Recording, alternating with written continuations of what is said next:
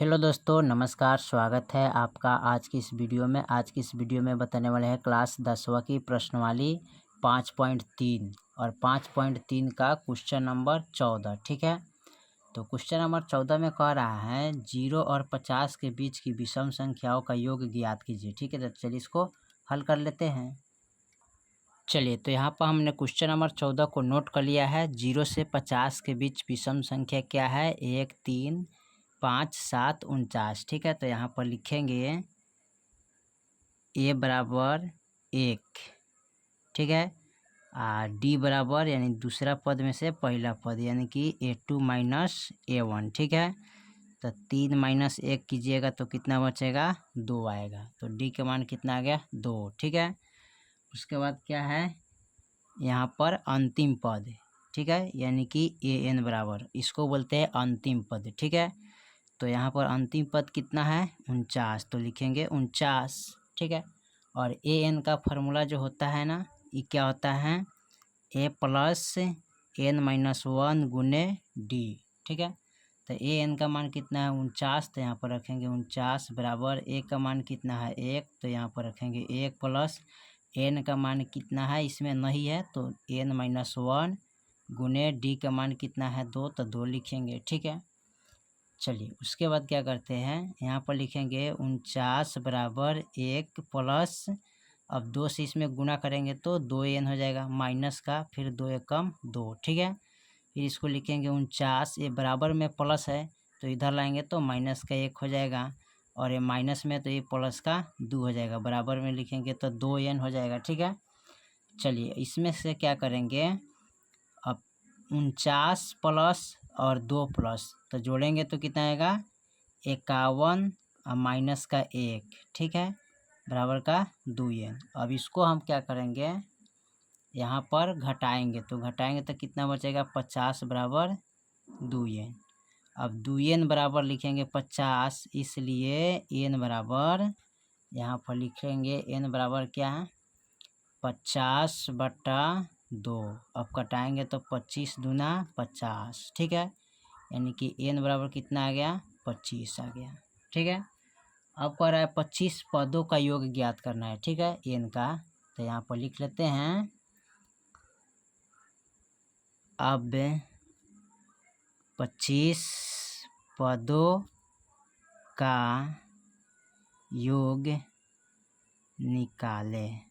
ठीक है, चलिए तब 25 पदों का योग इसमें निकालना है। ठीक है, तो कैसे निकालेंगे? यहाँ पर तो फॉर्मूला रखेंगे SN बराबर, ठीक है, n/2। ठीक है, a प्लस an। ठीक है, चलिए तो आप चाहे तो इस पर निकाल सकते हैं या इस फार्मूला पर, SN बराबर n/2 2a plus n minus 1 गुने d। आप ये दोनों फार्मूला पर, इस पर निकालिए या चाहे इस पर निकालिए, दोनों पर निकाल सकते हैं। ठीक है, तो चलिए हम दोनों पर हल करके बता देते हैं। इस पर हल कीजिएगा तो n के मान कितना आ जाएगा? यहाँ पर 25 है तो 25 रखिएगा बटा 2।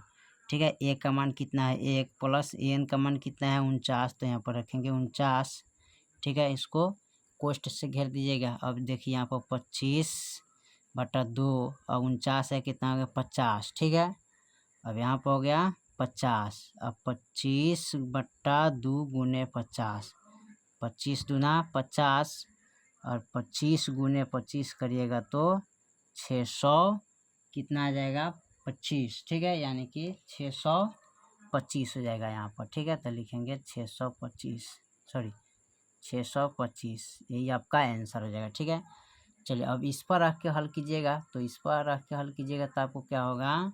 यहाँ पर देख लेते हैं, SN बराबर n/2 a प्लस n-1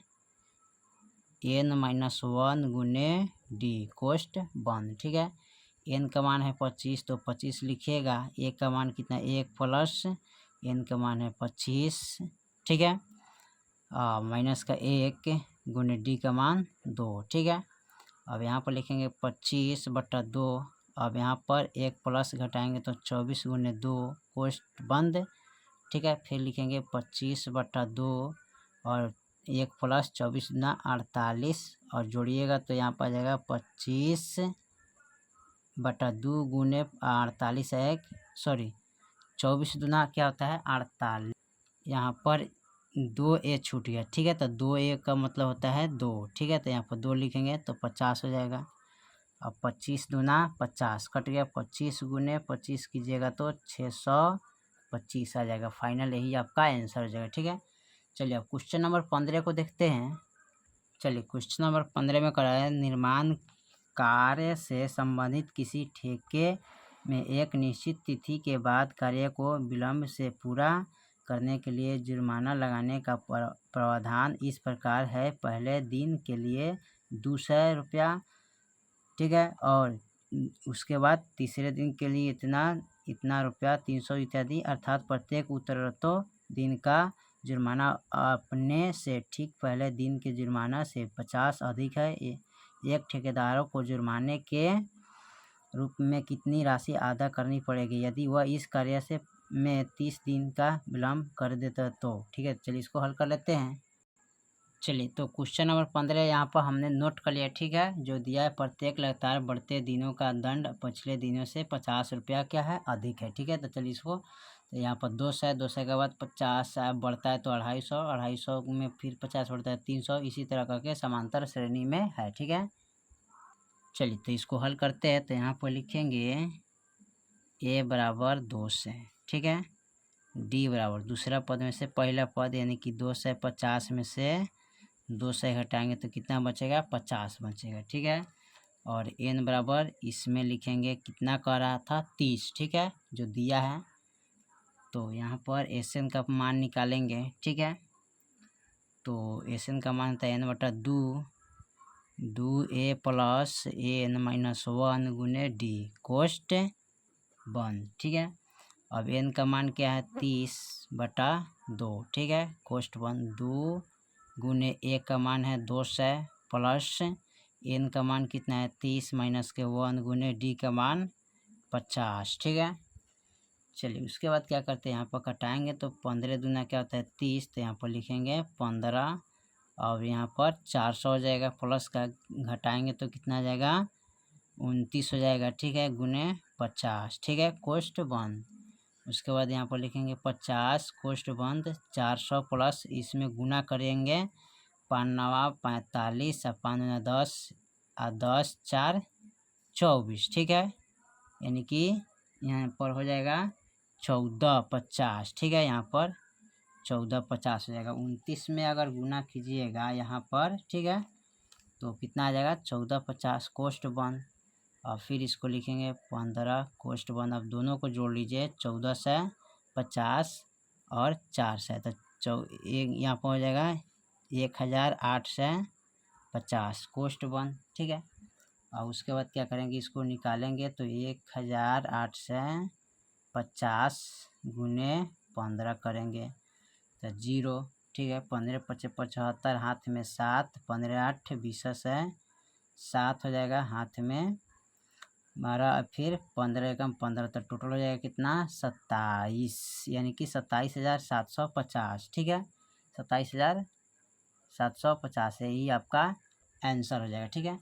चलिए तो क्वेश्चन नंबर 14 और 15 कंप्लीट हो गया। फिर मिलते हैं अगले वीडियो में, तब तक के लिए जय हिंद जय भारत।